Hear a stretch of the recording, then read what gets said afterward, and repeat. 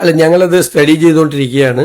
അവസാനം വന്ന ഈ പോർട്ടലില് ഇത് ചേർത്തതോടുകൂടി വഖഫ് ഭൂമിയാണെന്ന് അവസാനത്തെ വഖഫ് ബോർഡ് പോകുന്ന വഴിക്ക് ഞങ്ങളുടെ ഗവൺമെന്റ് വരുന്നതിന്റെ ഇടയിൽ ഒരു തീരുമാനം എടുത്തല്ലോ, ആ ഒരു ഡിസിഷൻ എടുത്തല്ലോ.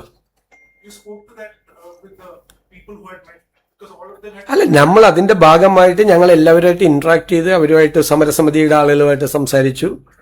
എല്ലാവരുമായിട്ട് ഞങ്ങൾ സംസാരിച്ചുകൊണ്ടിരിക്കുന്നുണ്ട്. ഇതുമായിട്ട് ബന്ധപ്പെട്ട് ഒരു തീരുമാനം ഉണ്ടാവും.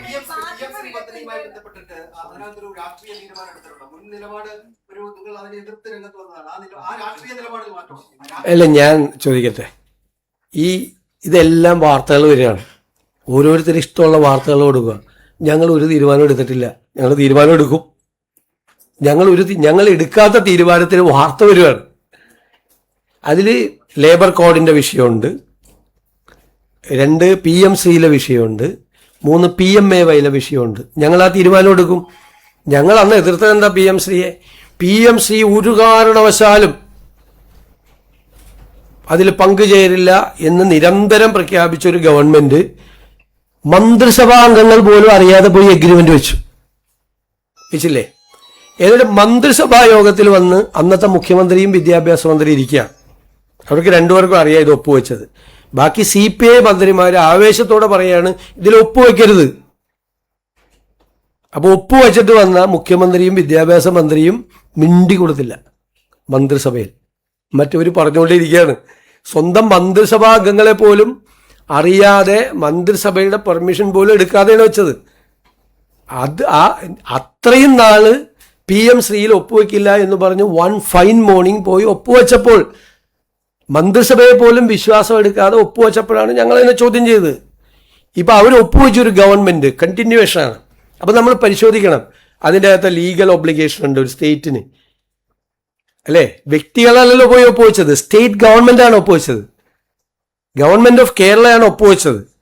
ഇപ്പൊ ഗവൺമെന്റ് ഓഫ് കേരള, ഞങ്ങൾ ഭരണതലത്തിൽ ആളുകൾ മാറിയെന്നല്ലാതെ ഗവൺമെന്റ് ഓഫ് കേരള തന്നെയാണ് ഞങ്ങളുടെ പൊസിഷൻ. അപ്പൊ ഇതിനകത്ത് ലീഗൽ പൊസിഷൻ എന്താണ്, അതിലെങ്ങനെ സ്വീകരിക്കാൻ പറ്റുമെന്ന് പഠിക്കാതെ ചെയ്യാൻ പറ്റുമോ?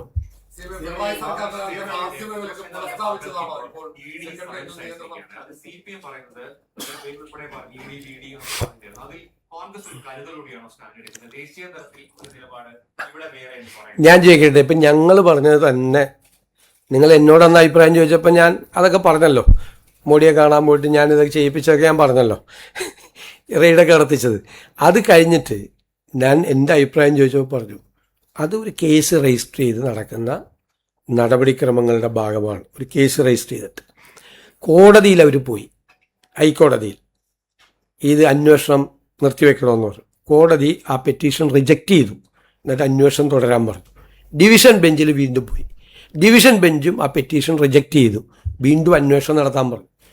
എന്നിട്ട് ED എങ്ങനെ അന്വേഷിക്കണം, ED റെയ്ഡ് നടത്താമോ, ED ചോദ്യം ചെയ്യാമോ, സമൻസ് അയക്കാമോ എന്നൊക്കെ പറയാൻ കേരള ഗവൺമെന്റിന് എന്ത് ജൂറിസ്ഡിക്ഷനാണുള്ളത്? ഒന്ന്. രണ്ടാമത്തെ കാര്യം, ഇതേ അഭിപ്രായമല്ലേ ഇപ്പോൾ ഈ സമൻസ് അയച്ചതിനെ കുറിച്ച് CPM പറഞ്ഞേക്കണത്? CPM പറഞ്ഞ എന്താ അഭിപ്രായം? നിയമത്തിന്റെ വഴിക്ക് പോട്ടെ എന്നല്ലേ CPM നേതാക്കൾ ഇപ്പോഴും പറയുന്നത്? ഞാൻ ചോദിക്കുന്നത്, നിയമത്തിന്റെ വഴിക്ക് പോട്ടെ എന്നാണ് ഇപ്പോഴത്തെ CPM നേതാക്കളുടെ പ്രതികരണം. അത് തന്നെയല്ലേ ഞാനന്ന് പറഞ്ഞത്. ഞാൻ ആദ്യം പറഞ്ഞത് ഇവർ രണ്ടാമത് പറയുന്നു എന്നുള്ള വ്യത്യാസം മാത്രമേ ഉള്ളൂ.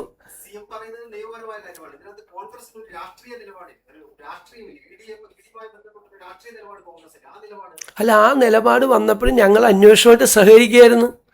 ഇത് രാഷ്ട്രീയമായ കേസാണെങ്കിൽ CPMന് രാഷ്ട്രീയമായി അതിനെ എതിർക്കാനുള്ള അവകാശമുണ്ട്. ഞങ്ങൾ അതിനെ ചോദ്യം ചെയ്യുന്നില്ല. പക്ഷെ ED റെയ്ഡ് ചെയ്യാൻ വരുമ്പോൾ EDയുടെ വണ്ടി തല്ലി പൊളിക്കുക, അതിൻ്റെ അതിരിക്കുന്ന ആളുകളെ അടിച്ചാൽ ലോ ആൻഡ് ഓർഡർ സിറ്റുവേഷനാണ്. അവിടെ പോലീസ് ഇടപെടും. അതൊന്നും നടക്കില്ല കേരളത്തിൽ, അതൊന്നും നടക്കില്ല. അതിലിടപെടും. നമ്മൾ 55 മണിക്കൂർ രാഹുൽ ഗാന്ധിയെ ഇൻട്രോഗേറ്റ് ചെയ്തില്ലേ? അവരവിടെ പോയിരുന്നില്ലേ? മനസ്സിലായില്ലേ? കേസല്ലേ. ഇപ്പൊ CPM നേതാക്കൾ എല്ലാവരും പറയുന്നുണ്ടല്ലോ. ഇപ്പൊ ഇഷ്ടിക കയ്യിലെടുത്തില്ലല്ലോ സമൻസ് അയച്ചപ്പോ. ഇഷ്ടിക കയ്യിലെടുത്തോ? ഇഷ്ടിക കയ്യിലെടുത്തില്ല. നിയമത്തിന്റെ വഴിക്ക് പോട്ടെ എന്ന് അത് മാത്രമേ ഞാനും പറഞ്ഞുള്ളൂ അന്ന്.